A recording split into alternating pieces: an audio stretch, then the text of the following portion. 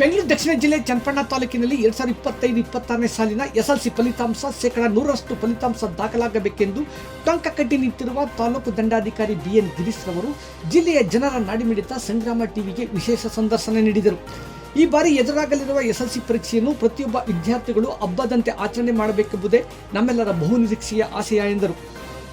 ಬರೋಬ್ಬರಿ 3 ತಿಂಗಳಿನಿಂದ ನಗರ ಹಾಗೂ ತಾಲೂಕಿನಲ್ಲಿ ಎಸ್ಎಲ್ಸಿ ಫಲಿತಾಂಶ ಹೆಚ್ಚಳ ಮಾಡುವ ದೃಷ್ಟಿಯಿಂದ ಹಗಲಿರುಳು ನಮ್ಮ ಜೊತೆ ಕೈಜೋಡಿಸಿರುವ ಶಿಕ್ಷಣಾಧಿಕಾರಿಗಳು, ಶಿಕ್ಷಕರಿಂದ ವಿವಿಧ ಜನಪರ ಸಂಘ ಸಂಸ್ಥೆಗಳು, ವಿವಿಧ ಇಲಾಖೆ ಅಧಿಕಾರಿ ವರ್ಗ ಹಾಗೂ ಮಾಧ್ಯಮಿತರಿಗೆ ಕೃತಜ್ಞತೆ ಅರ್ಪಿಸಿದರು.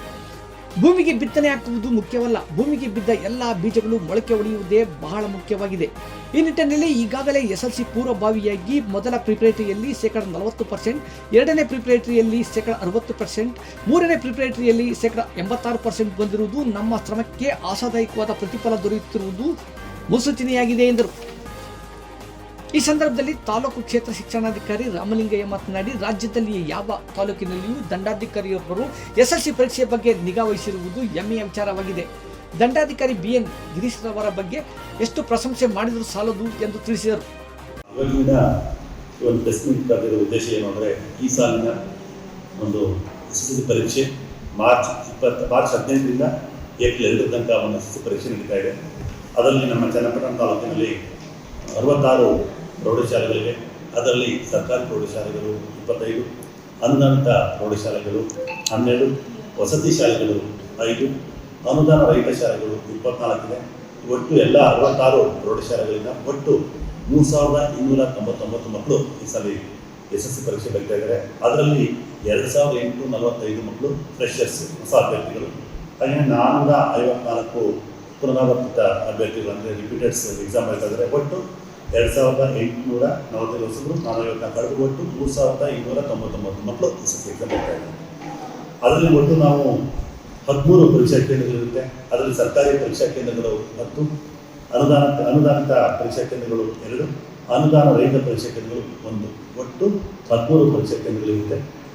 ಬೆಳಗ್ಗೆ 10 ಗಂಟೆಗೆ ನಮ್ಮ ಎಲ್ಲ ಕೇಂದ್ರಗಳಲ್ಲಿ ಪರೀಕ್ಷೆ ಶುರುವಾಗುತ್ತೆ. ಅಲ್ಲಿ ಕೆಲವೊಂದು ಪತ್ರಿಕೆಗಳಲ್ಲಿ ಕನ್ನಡ, ವಿಜ್ಞಾನ ಈ ಪತ್ರಿಕೆಗಳಿಗೆ 3-4 ಗಂಟೆ ಕೊಡ್ತಾ ಇದ್ದಾರೆ. ಇನ್ನು ಕೆಲವೊಂದು ಪತ್ರಿಕೆಗಳಿಗೆ ಸಮಾಜ ಇರ್ಬೋದು, ಆ ಪತ್ರಿಕೆಗಳೆಲ್ಲ 3 ಗಂಟೆಗಳ ಪರೀಕ್ಷೆಯನ್ನು ಕೊಡ್ತಾ ಇದ್ದಾರೆ. ಅದರಲ್ಲಿ 15 ನಿಮಿಷ ಪ್ರಶ್ನೆ ಪತ್ರಿಕೆ ಓದೋಕ್ಕೆ ಅಂತ ಇರುತ್ತೆ. ಇನ್ನು 3 ಗಂಟೆಗಳ ಕಾಲ ಬರೆಯೋಕ್ಕೆ ಇರುತ್ತೆ. 3 ಗಂಟೆ ಇರ್ತಕ್ಕಂಥ ಪತ್ರಿಕೆಗಳಲ್ಲಿ 15 ನಿಮಿಷ ಪ್ರಶ್ನೆ ಪತ್ರಿಕೆ ಓದೋಕ್ಕೆ, 2-3 ಗಂಟೆ ಉತ್ತರವನ್ನು ಬರೆಯೋಕ್ಕೆ. ಇದು ಒಂದು ಸಣ್ಣ ಮಾಹಿತಿಯನ್ನು ಕೊಡಬೇಕಿತ್ತು. ಹಾಗೆಯೇ ಚನ್ನಪಟ್ಟಣ ತಾಲೂಕಲ್ಲಿ ಸರ್ಕಾರದ ವತಿಯಿಂದ 3 ಪ್ರಿಪರೇಟರಿ ಎಕ್ಸಾಮ್ನ ಕಂಡಕ್ಟ್ ಮಾಡಲಾಗಿತ್ತು.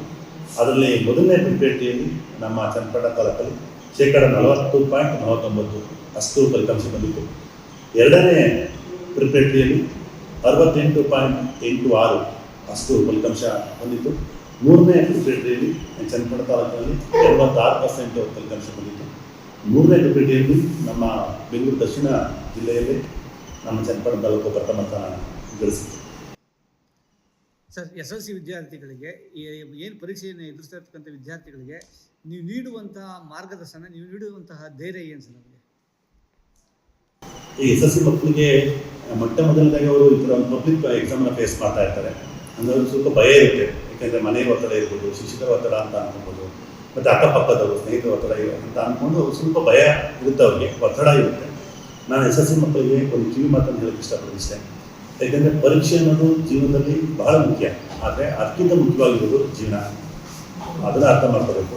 ಪರೀಕ್ಷೆ ಚೆನ್ನಾಗಿ ಓದಿ ಒಳ್ಳೆಯ ಅಂಕವನ್ನು ತಗೊಂಡ್ರೆ ಒಳ್ಳೆ ಕಾಲೇಜಲ್ಲಿ ನಮಗೆ ಸೀಟ್ ಸಿಗುತ್ತೆ, ಸಮಾಜದಲ್ಲಿ ಒಳ್ಳೆಯ ಗೌರವ ಸಿಗುತ್ತೆ. ಇದು ಖಂಡಿತವಾಗ್ಲೂ ಎಲ್ಲರೂ ಕೂಡ ಬಯಸುವಂಥದ್ದು.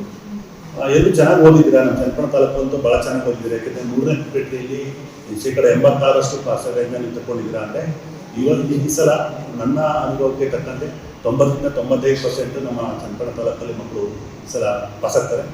ಧೈರ್ಯವಾಗಿರಬೇಕು. ಮತ್ತು ಟೀಚರ್ಸ್ ಏನಿದ್ದಾರೆ, ಇಲ್ಲಿ ತನಕ ತುಂಬ ಚೆನ್ನಾಗಿ ಪಾಠ ಮಾಡಿದ್ದೀರಾ, ಪ್ರಾಕ್ಟೀಸ್ ಮಾಡಿಸಿದ್ದೀರಾ, ಅವ್ರಿಗೆ ಟೆಸ್ಟ್ಗಳನ್ನ ಬರ್ಸಿದ್ರೆ ಎಲ್ಲ ಮಾಡಿದ್ದೀರಾ. ಅವ್ರಿಗೆ ಹಿಂದೆ ಒತ್ತಡ ಹಾಕೋದು ಬೇಡ. ಯಾಕೆಂದರೆ ಇಷ್ಟು ಸಂಪೂರ್ಣವಾಗಿ ನಾವು ಜವಾಬ್ದಾರಿ ತೊಗೊಂಡಿದ್ದೀವಿ. ಹಾಗೆ ಪೋಷಕರನ್ನು ಕೂಡ ಇಷ್ಟು ಹೇಳೋದಿಷ್ಟೇ, ನಿಮ್ಮ ಮಕ್ಕಳನ್ನ ಬೇರೆ ಜೊತೆ ಕಂಪೇರ್ ಮಾಡೋಕ್ಕೆ ಹೋಗ್ಬೇಡಿ. ಆ ಮಕ್ಕಳು ತುಂಬ ಚೆನ್ನಾಗಿ ಓದಿದ್ದಾರೆ, ಬರೀತಾರೆ. ಯಾಕೆಂದರೆ ಅವ್ರಿಗೆ ಸಾಮರ್ಥ್ಯ ಎಷ್ಟು ಇರ್ತೋ ಅದರಂತೆ ನೋಡಬೇಕು ಹೊರತು ನಾವು ಬೇರೆ ಮಕ್ಕಳಿಗೆ ಕಂಪೇರ್ ಮಾಡಿ ನೋಡಬಾರ್ದು. ನಾವು 3 ಪರೀಕ್ಷೆಯನ್ನು ಪ್ರಿಪರೇಟರಿಯನ್ನು ನೋಡಿದಾಗ ಗೊತ್ತಾಗುತ್ತೆ. ಒಂದ್ಸಲ 40 ಇದೆ ಮೊದಲನೇ ಪ್ರಿಪರೇಟರಿಯಲ್ಲಿ, ಎರಡನೇ ಪ್ರಿಪರೇಟರಿಯಲ್ಲಿ 66 ಇದೆ, ಮೂರನೇ ಪ್ರಿಪರೇಟರಿಯಲ್ಲಿ 86 ತಂದಿದ್ದೀವಿ. ಅಂದರೆ ನಮ್ಮ ಫಲಿತಾಂಶ ಇನ್ಕ್ರೀಸ್ ಆಗ್ತಾ ಹೋಗಿದೆ. ಹಾಗಾಗಿ ಮುಖ್ಯ ಪರೀಕ್ಷೆಯಲ್ಲಿ ಕೂಡ ನಮ್ಮ ಚನ್ನಪಟ್ಟಣ ತಾಲೂಕಿನ ಎಲ್ಲ ಮಕ್ಕಳು ತುಂಬ ಚೆನ್ನಾಗಿ ಓದಿದ್ದಾರೆ. ಪೋಷಕರ ಸಪೋರ್ಟ್ ತುಂಬ ಚೆನ್ನಾಗಿದೆ. ನಮ್ಮ ಶಿಕ್ಷಕರು, ನಮ್ಮ ಬಿ ಒ ಅವರು, ಡಿ ಪಿ ಅವರು ಎಲ್ಲರೂ ಕೂಡ ಒಂದು ಸಂಪೂರ್ಣವಾಗಿ ಜವಾಬ್ದಾರಿ ತಗೊಂಡು ನಮ್ಮ ಚನ್ನಪಟ್ಟಣ ಮಕ್ಕಳನ್ನು ಒಳ್ಳೆಯ ರೀತಿಯಲ್ಲಿ ಉತ್ತೀರ್ಣ ಆಗಬೇಕು ನಮ್ಮ ಮಕ್ಕಳಿಂದ ಎಲ್ಲರೂ ಕಷ್ಟಪಟ್ಟಿದ್ದಾರೆ. ಉತ್ತಮ ಫಲಿತಾಂಶ ಬಂದೇ ಬರುತ್ತೆ. ಪರೀಕ್ಷೆ ದಿನ ಯಾವುದೇ ಭಯ ಪಡಬೇಡಿ, ಆತಂಕ ಪಡಬೇಡಿ. ಎಲ್ಲರೂ ಓದಿರಲೇ ಬಂದಿರುತ್ತೆ. ನೀವು ಬೆಳಗ್ಗೆ ಎದ್ದು ಪ್ರಾಮಾಣಿಕವಾಗಿ ಹೋಗಿ ಎಕ್ಸಾಮ್ ಸೆಂಟ್ರಿಗೆ ಹೋಗಿ ನಿಮ್ಮ ಕ್ವಶನ್ ಪೇಪರ್ ತೊಗೊಳ್ಳಿ, ಅದನ್ನು ಪ್ರಾಮಾಣಿಕವಾಗಿ ಓದಿ ಅರ್ಥ ಮಾಡ್ಕೊಳ್ಳಿ. ಒಂದು ಸಲ ಅಲ್ಲ, 2 ಸಲ 15 ನಿಮಿಷ ಟೈಮ್ ಇರುತ್ತೆ ನಿಮಗೆ. ಚೆನ್ನಾಗಿ ಅರ್ಥ ಮಾಡ್ಕೊಳ್ಳಿ, ನಂತರ ಉತ್ತರ ಬರೆಯೋಕ್ಕೆ ಶುರು ಮಾಡಿ. ಪಕ್ಕದಲ್ಲಿ ಏನೋ ಮಾಡ್ತಿದ್ದಾರೆ, ಅವರು ಏನೋ ಮಾಡ್ತಿದ್ದಾರೆ, ಖಂಡಿತವಾದ ಮಹಾಮಾರಿ ನಿಮಗೆ ಬೇಡ. ಇದು ಎಕ್ಸಾಮ್ ಸೆಂಟರ್ಗೆ ಹೋಗ್ಬಿಟ್ಟು ಆ ಟೆಸ್ಟ್ಗಳನ್ನ ತೆಗೆದು ಓದುವಂಥದ್ದು, ನಾನು ಇದನ್ನು ಓದಿಲ್ಲ ಅದನ್ನು ಓದಿಲ್ಲ ಅಂತ ಬೇರೆ ಕಂಪೇರ್ ಮಾಡ್ಕೊಂಡು ದಯವಿಟ್ಟು ಮಾಡೋಕ್ಕೆ ಹೋಗ್ಬಿಡಿ. ಯಾವುದೇ ಆತಂಕ ಬೇಡ. ಎಕ್ಸಾಮ್ ದಿನ ಹಾಲ್ ಟಿಕೆಟು, ಪೆನ್ನು, ಪೆನ್ಸಿಲು, ಸ್ಟೇಷನರಿ ಏನಿರುತ್ತೆ ಅದು ನೀಟಾಗಿ ತಗೊಂಡೋಗಿ ಎಕ್ಸಾಮ್ ನೀಟಾಗಿ ಬರೀರಿ. ಇನ್ನೊಂದು ವಿಚಾರ ಏನು ಹೇಳಬೇಕು ಅಂದರೆ, ಪರೀಕ್ಷೆ ಮುಗಿದ ನಂತರ ಉದಾಹರಣೆ ಕನ್ನಡ ಪತ್ರಿಕೆ ಎಕ್ಸಾಮ್ ಮುಗಿಯುತ್ತೆ ಅಂದ್ಕೊಳ್ಳಿ, ಅದಾದಮೇಲೆ ಕನ್ನಡ ಪತ್ರಿಕೆ ಮತ್ತೆ ಡಿಸ್ಕಸ್ ಮಾಡೋಕ್ಕೆ ಹೋಗ್ಬೇಡಿ. ನೆಕ್ಸ್ಟ್ ಮುಂದಿನ ಪತ್ರಿಕೆ ವಿಜ್ಞಾನ ಇರುತ್ತೆ, ವಿಜ್ಞಾನ ತಗೊಂಡು ನೀವು ತಯಾರಾಗಬೇಕೇ ಹೊರತು ಹಳೆ ಪತ್ರಿಕೆಯನ್ನು ತಗೊಂಡು ಇದಕ್ಕೆ ಸರಿ ಉತ್ತರ ಇದು ತಪ್ಪು ಅಂತ ದಯವಿಟ್ಟು ಡಿಸ್ಕಸ್ ಮಾಡೋಕ್ಕೆ ಹೋಗ್ಬೇಡಿ. ಇದು ಎಲ್ಲ ವಿದ್ಯಾರ್ಥಿಗಳಲ್ಲಿ ಮನವಿ ಆಗಿ ಪೋಷಕರು ಕೂಡ ಮನೆ ಮಾಡ್ಕೊಂಡಿದ್ದೀನಿ. ಯಾವುದೇ ಕಾರಣಕ್ಕೂ ಕೂಡ ಮಕ್ಕಳಿಗೆ ಒತ್ತಡವನ್ನು ಹಾಕಬೇಡಿ. ಒತ್ತಡ ಹಾಕಿದರೆ ಅವ್ರು ಓದೋಕ್ಕಾಗಲ್ಲ. ಅವರನ್ನು ಪ್ರೀತಿಯಿಂದ ನೋಡಿ, ಅವ್ರಿಗೆ ಧೈರ್ಯ ತುಂಬಿ. ಇದು SSLC ಎಕ್ಸಾಮ್ ಅನ್ನೋದು ಒಂದು ಮೊದಲನೇ ಹಂತ ಅಷ್ಟೇ. ಇದನ್ನು ಪ್ರಾಮಾಣಿಕವಾಗಿ ಬರಿ ಅಂತ ಹೇಳಿದರೆ ಭಾಳ ಒಳ್ಳೆಯದು. ಸರ್ ತಾವೇನು ಸಂದೇಶ ಕೊಡ್ತೀರಿ ಸರ್? ಈ ಬಾರಿ ನಮ್ಮ 10ನೇ ತರಗತಿಗೆ ರೂಟ್ ಲೆವೆಲಿಂದಲೂ ವರ್ಕ್ ಮಾಡಿದ್ದಾರೆ ನಮ್ಮ ಶಿಕ್ಷಕರು. ಎಲ್ಲರೂ ಸ್ಪೆಷಲ್ ಕ್ಲಾಸ್ ತಗೊಂಡಿದ್ದಾರೆ. ಜೊತೆಗೆ ನಮ್ಮ ತಹಶೀಲ್ದಾರ್ ಸಾಹೇಬರು ಮನೆ ಭೇಟಿ ನೀಡಿ ಪೋಷಕರಿಗೆಲ್ಲ ಮನವೊಲಿಸಿದ್ದಾರೆ, ಮಕ್ಕಳಿಗೆ ಅವಕಾಶ ಕೊಡಿ ಅಂತ. ನಮ್ಮ ಉಪನಿರ್ದೇಶಕರು ಆಡಳಿತರು ಕೂಡ 4 ದಿವಸ ಆಫೀಸ್ನಲ್ಲೇ ಮರಿಕೊಂಡು ಬೆಳಿಗ್ಗೆ ಸಾಯಂಕಾಲ ರಾತ್ರಿ ತರಗತಿ ನೋಡೋ ಕಡೆ ಮತ್ತು ಬೆಳಗ್ಗೆ 8 ಗಂಟೆಗೆ ಶಾಲೆಗಳಿಗೆ ಭೇಟಿ ನೀಡಿ ಮಕ್ಕಳಿಗೆ ಯಾವ ರೀತಿ ಒಂದು ಕಲಿಸ್ತಾ ಇದ್ದಾರೆ ಅಂತಕ್ಕಂಥ ಮೂಲಭೂತ ಬಗ್ಗೆ ಗಮನ ಕೊಟ್ಟಿದ್ದಾರೆ. ಜೊತೆಗೆ ನಾವು ಕೂಡ ರಾತ್ರಿ ವೇಳೆ ಹಾಸ್ಟೆಲ್ನಲ್ಲಿ 10ನೇ ತರಗತಿ ಮಕ್ಕಳು ಯಾವ ರೀತಿ ಓದ್ತಾ ಇದ್ದಾರೆ, ಸವಲತ್ತು ಹೇಗಿದೆ ಅನ್ನೋದ್ರ ಬಗ್ಗೆ ನಾವು ಕೂಡ ರಾತ್ರಿ ಹಾಸ್ಟೆಲ್ನಲ್ಲಿ ಪರಿಶೀಲನೆ ಮಾಡಿದ್ದೀವಿ. ಜೊತೆಗೆ ಈ ಬಾರಿಯಂತೂ ಒಳ್ಳೆಯ ಫಲಿತಾಂಶ ಬರ್ತದೆ ಅಂತ ನಿರೀಕ್ಷೆಯಲ್ಲಿ ನೋಡೋಣ. ಮಕ್ಕಳು ಕೂಡ ಚೆನ್ನಾಗಿ ಓದಿದ್ದಾರೆ. ನಮ್ಮ PDP ಅಂತದಿಂದ ಪ್ರಗತಿ ಪಥ ಅಂತ ಒಂದು ಖಾಸಗಿ ಪ್ಯಾಕೇಜ್ ಟೈಪು ಓದಲಿಕ್ಕೆ ಕಲಿಕಲಿ ಹಿಂದಿರ್ತಕ್ಕಂಥ ಮಕ್ಕಳಿಗೆ ಒಂದು ಸಪ್ರೇಟಾಗಿ ಮಾಡಿ ಅದು ಕೂಡ ಚೆನ್ನಾಗಿ ನೀರಾಕ್ಷ ಪ್ರಕಾರ ಬುಕ್ಕಿನ ಪ್ರಿಂಟ್ ಮಾಡಿ ಒಂದು ಎಲ್ಲ ಮಕ್ಕಳಿಗೂ ಕೂಡ ಕೊಟ್ಟಿದ್ದೀವಿ. ಸರ್ಕಾರಿ ಅನುದಾನಿತ ಎಲ್ಲ ಶಾಲೆಗಳಿಗೂ ಕೊಟ್ಬಿಟ್ಟು ಯಾವುದೇ ಮಗು ಫೇಲ್ ಆಗ್ಬೋದು ಅಂತ ಒಂದು ನಿರ್ಧಾರವನ್ನು ಮಾಡಿದ್ದೀವಿ. ನಾವು ಟೀಚರ್ಸು ಕೂಡ ಚೆನ್ನಾಗಿ ಪಾಠಗಳನ್ನ ಮಾಡಿದ್ದಾರೆ. ಉತ್ತಮ ಫಲಿತಾಂಶದ ನಿರೀಕ್ಷೆಯಲ್ಲಿದ್ದೀವಿ. ಮುಂದುವರೆದು ನಮ್ಮ ಇಲಾಖೆಯಿಂದ ಈಗಾಗಲೇ ಪರೀಕ್ಷೆ ಬಗ್ಗೆ ಭಾಳಷ್ಟು ಮಾಹಿತಿಯನ್ನು ಕೊಟ್ಟಿದ್ದಾರೆ.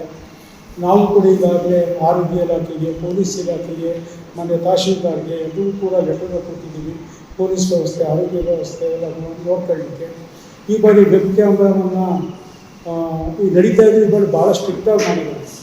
ಏನಂದರೆ 1 ನಿಮಿಷನೂ ಕೂಡ ಕರೆಂಟ್ ಹೋಗಿ ಕೂಡದು ಆ ರೀತಿಯಾಗಿ UPS ಅನ್ನು ಅಳವಡಿಸಿದ್ದೀವಿ ಎಲ್ಲ ಕೇಂದ್ರಗಳಲ್ಲೂ. ಮತ್ತು ವೆಬ್ಕಾಸ್ಟಿಂಗು ಜಿಲ್ಲಾ ಹಂತದಲ್ಲಿ ನಡೀತದೆ ಮತ್ತು ರಾಜ್ಯ ಮಟ್ಟದಲ್ಲೂ ಕೂಡ ನಡೀತದೆ. ಈ ಬಾರಿ ಎಲ್ಲ ಶಿಕ್ಷಕರನ್ನು ಕೂಡ ನಾವು ಹೈಸ್ಕೂಲ್ ಶಿಕ್ಷಕರನ್ನ ನಾವು ಪರೀಕ್ಷೆಗೆ ತೆಗೆದುಕೊಂಡು ಮೇಲ್ವಿಚಾರಕರಾಗಿ, ಸಾಲಿಲ್ಲ ಅಂದಾಗ ಮಾತ್ರ ಪ್ರಾಥಮಿಕ ಶಾಲಾ ಶಿಕ್ಷಕರನ್ನು ತೆಗೆದುಕೊಂಡಿದ್ದೀವಿ. ಹೀಗೆ ಒಂದು ಉತ್ತಮವಾದಂಥ ಎಲ್ಲ ಕಡೆಗಾಗಲಿ ಕುಡಿಯೋ ನೀರು, ಶೌಚಾಲಯ, ಪೀಠೋಪಕರಣಗಳು, ವೆಬ್ಕಾಸ್ಟಿಂಗ್ ಕರೆಕ್ಟಾಗಿ ಬರುತ್ತೆ ಎಲ್ಲವನ್ನೂ ಕೂಡ ಪರಿಶೀಲನೆ ಮಾಡಿ ನಾವು ಪರೀಕ್ಷೆಗೆ ಸಂಪೂರ್ಣ ಸಿದ್ಧತೆಯನ್ನು ಮಾಡ್ಕೊಂಡಿದ್ದೀವಿ. 6 ಪ್ರಶ್ನೆ ಪತ್ರಿಕೆಯನ್ನು ಕೊಂಡೊಯ್ಯಲಿಕ್ಕೆ 6 ಮಾರ್ಗಗಳನ್ನು ಕೂಡ ಮಾಡ್ಕೊಂಡಿದ್ದೀವಿ. ಸಿಟಿ ಸ್ಕೋಡನ್ನು ಪ್ರತಿ ದಿವಸ ರೊಟೇಷನ್ ಸಿಸ್ಟಮಲ್ಲಿ ಒಂದೊಂದು ಕೇಂದ್ರದಲ್ಲಿ ಒಬ್ಬೊಬ್ಬರು ಸ್ಥಾನಿಕ ಜಾಗೃತಿ ದಳವನ್ನು ನೇಮಕ ಮಾಡಿದ್ದೀವಿ. ಸುವ್ಯವಸ್ಥಿತವಾಗಿ ಮತ್ತು ಪರೀಕ್ಷಾ ಪಾವಿತ್ರ್ಯವನ್ನು ಕಾಪಾಡ್ಕೊಳ್ಳಿಕ್ಕೆ ಏನೆಲ್ಲ ಕ್ರಮ ಕೈಗೊಳ್ಳಬೇಕು ಅದೆಲ್ಲ ಮಾಡಿದ್ದೀವಿ. ಒಳ್ಳೆ ಫಲಿತಾಂಶ ಬರ್ತದೆ ಅನ್ನೋ ನಿರೀಕ್ಷೆ ನಾವಿದ್ದೀವಿ. ಅದನ್ನೇ ಬಯಸ್ತಾ ಇದ್ದೀವಿ. ನಮ್ಮ ರಾಮನಗರ ಜಿಲ್ಲೆ ವಿಸಿಟ್ 10 ಬರಬೇಕು ಅಂತ ಶ್ರಮ ಪಟ್ಟಿದ್ದೀವಿ. ರಾಮನಗರ ಜಿಲ್ಲೆಯಲ್ಲಿ ನಮ್ಮದು 4 ತಾಲೂಕಿದೆ, ಅದನ್ನು ಫಸ್ಟ್ ಬರಬೇಕು ಅಂತ ಪ್ರಯತ್ನ ಮಾಡಿದ್ದೀವಿ. ನೋಡೋಣ, ನಿಮ್ಮೆಲ್ಲ ಸಹಕಾರ ಅದೆಲ್ಲ ಇದು ತುಂಬ ಉತ್ತಮವಾದಂತಹ ಒಂದು ಫಲಿತಾಂಶ ಬರ್ತದೆ.